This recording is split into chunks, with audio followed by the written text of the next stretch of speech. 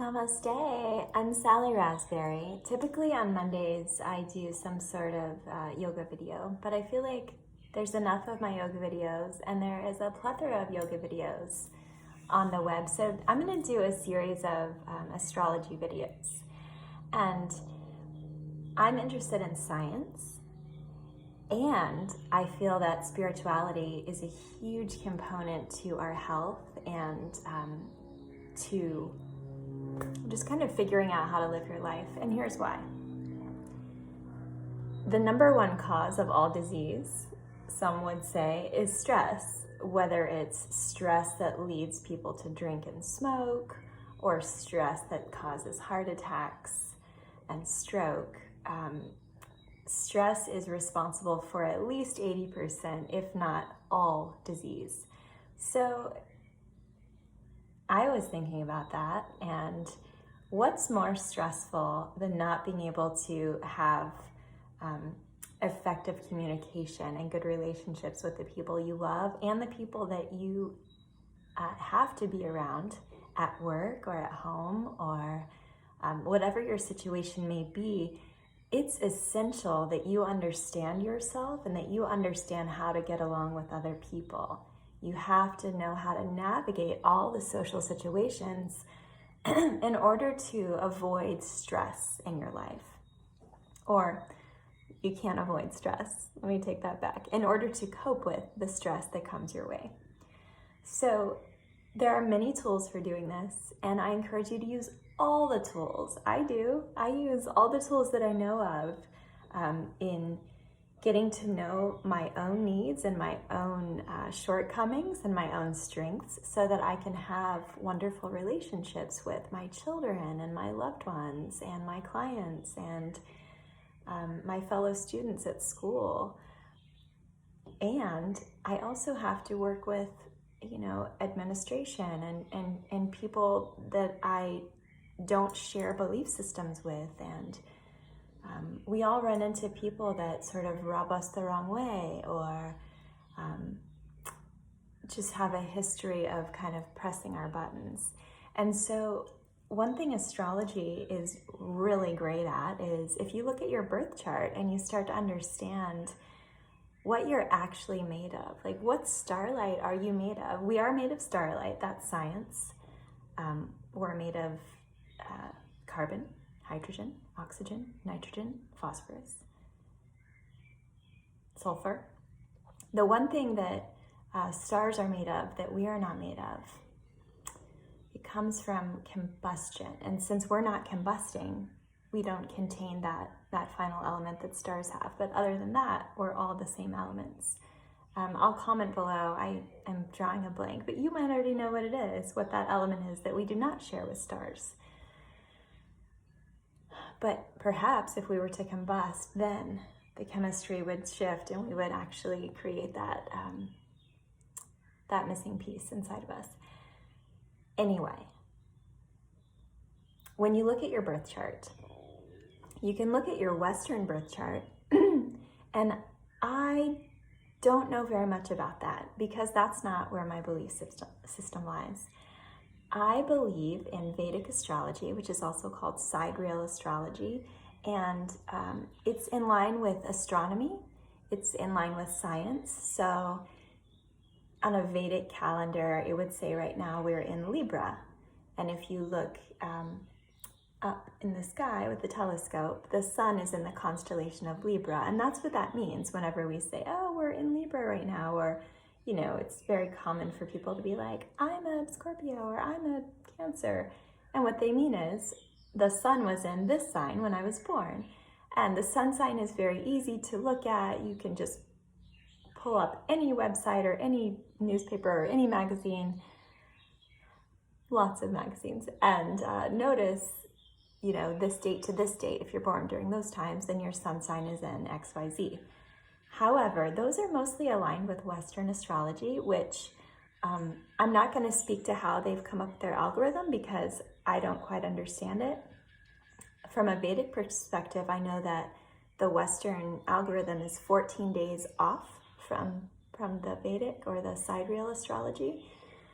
So what I'm going to be talking about is astronomy and sidereal astrology, Vedic astrology, and it's based on our heliocentric solar system. So the sun is in the center, and that's what the equations are based on.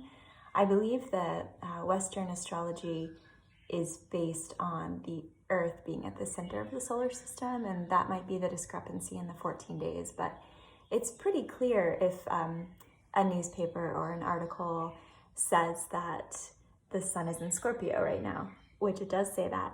You can get out your telescope, or even if you have a telescope app on your phone, you can look and see that in fact the sun is not in Scorpio right now. It is in Libra for just a few more days, and then it moves into Scorpio. So that's hard to hear for a lot of people, the Western versus Vedic astrology. So what I invite you to do is just embrace both, or embrace neither, or embrace one, or just do whatever feels right for you. What feels right for me is astrology that's based on astronomy, sidereal astrology. I think Western is cool, it's interesting, it's just like another tool to use, but Vedic astrology is concerned with what starlight you are actually made of. It's pretty beautiful. So Ayurveda is a science from India. It's 6,000 years old, and actually Ayurveda is the mother of all medicine. So Chinese medicine, Western medicine, surgery, it all comes from Ayurveda. And these days when we think about Ayurveda, usually we're talking about, oh yeah, what can I eat for my dosha type? And that's neat. Like, that's a little teeny part of it, and that's great. And it's a beautiful way to start and to kind of lean into the whole science behind Ayurveda. But what I found really interesting is that these incredibly emotionally and intellectually intelligent people were able to see that science and spirit are inextricable. And they actually used the Vedic birth chart in their healing and in their medicinal practice, which is really cool.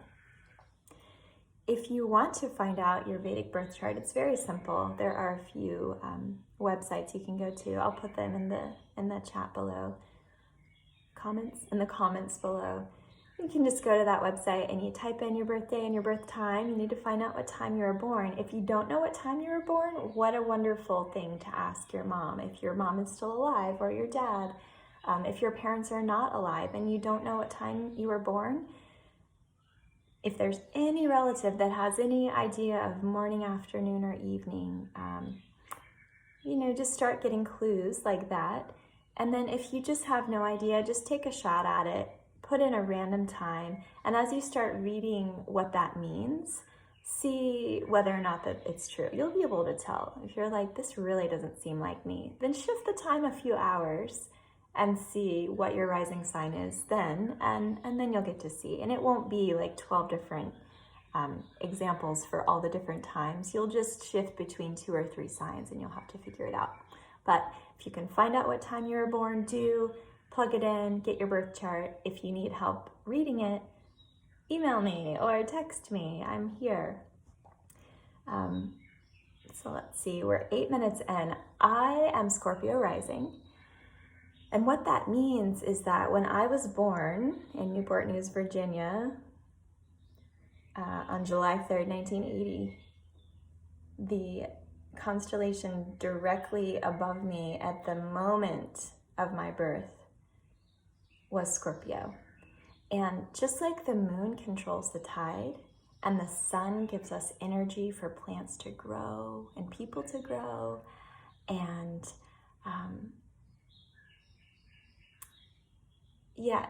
all of the planets have an influence on us. So, and all of the stars. So that's kind of how this works. Like, you can see that the moon is in control of the bodies of water on Earth.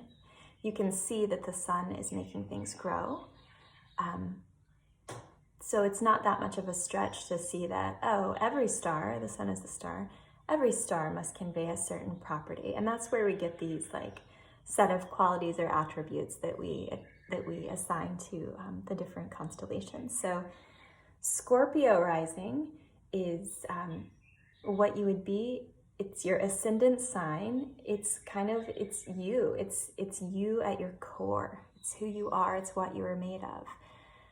And Western astrologers and Vedic astrologers agree that your rising sign is actually the most important thing for you to know. And that's based on your birth time.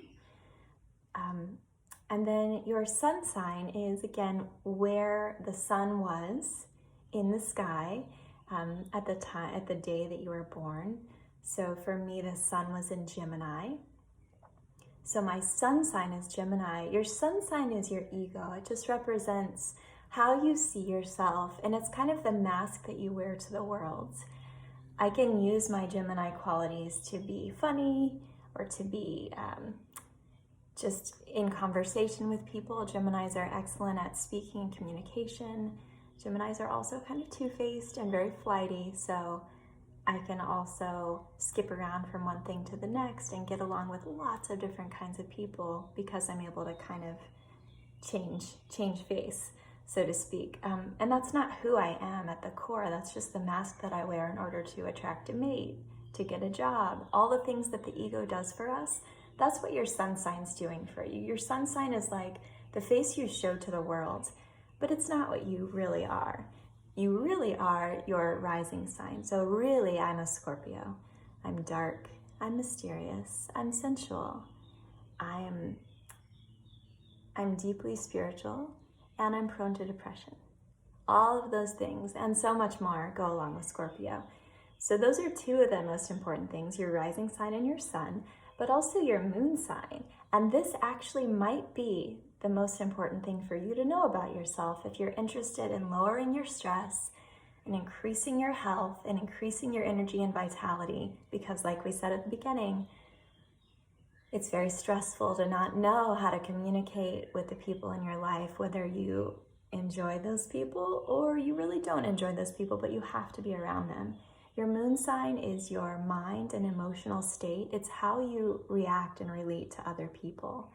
So my moon sign is Pisces, and the Piscean moon is very, very creative and flighty. I like to think of Pisces moon as being kind of the senile grandmother of the zodiac. Very nurturing, but not in a motherly way, more in a kind of, pick and choose when to be nurturing kind of way, and just really into the arts and going with the flow. And Pisces moon people are prone to cry happy tears, sad tears, all the tears, and they have certain psychic qualities and attributes that allow them to read a situation really well. Lots of Pisces people, whether it's your sun, moon, or rising sign, there's a lot of empathy there.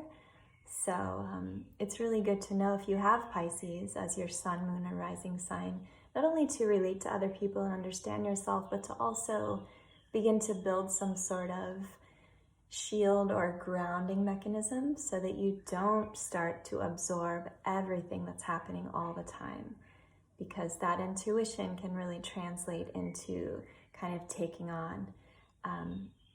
Pisces like to fix. Pisces want to find out what's wrong and then fix it. And it's just not our place.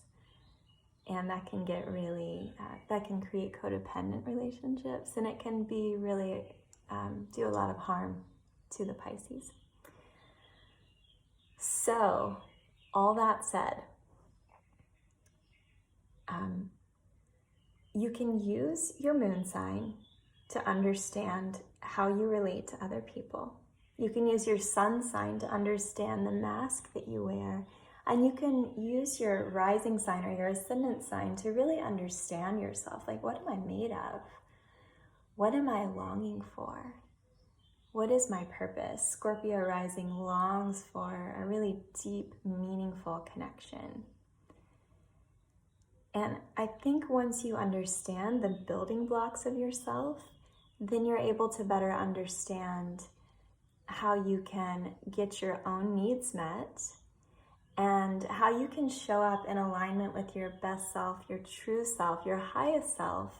And that's really when you get the most smoothness in relationships, when you're not expecting anyone to be a certain way. You just observe and allow and admire, and you know yourself, and you don't push yourself aside. You know what you need, and you just show up in your full wisdom. So I hope that's helpful. I'm going to stop this video now, and then I'm going to immediately make another video that goes a little bit deeper into the rising signs. I'm going to start with Scorpio, and we'll see how Scorpio looks when it's mixed with certain sun signs. I've got a lot of Scorpio rising people in my life. Oh, that's another thing you should know. Whatever your rising sign is, you've probably surrounded yourself with other people who have that rising sign. It feels like home. You know, when you meet someone and it just feels, there's a magnetic pull, and not the kind of magnetic pull that you might get from a roller coaster relationship. This is like you are around that person and you just feel, you feel met, you feel whole. They don't even have to say anything. You may have never met the person before. There's just a knowing. You just lock eyes with a stranger and you just know, most likely they share your rising sign. So I hope that you've been lucky enough to surround yourself with people with the same rising sign, and maybe you don't even know it, because if you don't know what yours is and they don't know what theirs is, it leaves a lot to find out. All right, I hope you enjoyed this. If you want to hear about your specific rising sign and I'm not getting to it quickly enough, let me know. I will definitely do more videos based on what people want. So, namaste.